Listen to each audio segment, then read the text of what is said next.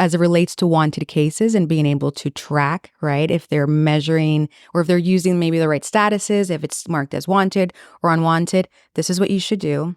If your system allows you to parse out what's called like a substatus or like a subphase, do that and remove the general decline.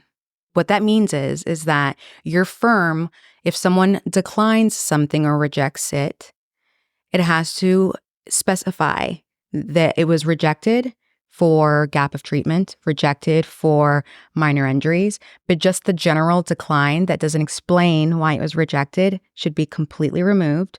That way, they're forced to select one of those options, right? If a case is rejected. What happens is often is that if a case is rejected, but it was actually lost because maybe they called twice and couldn't get a hold of them, it's moved into rejected, declined.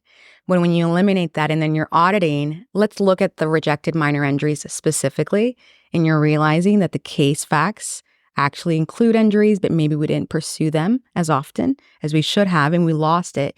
We're able to then pinpoint. So I hope that makes sense. So I'm stating that if you have a sort of like label or category in your intake system that is to exclude what a wanted case is, so rejected, for instance, add subcategories, add subphases, however your system is set up, to include the reasons why a case would be rejected from your firm, but remove a catch-all, just declined, rejected phase, because that's usually where all of the actual wanted cases that were labeled as rejected will live.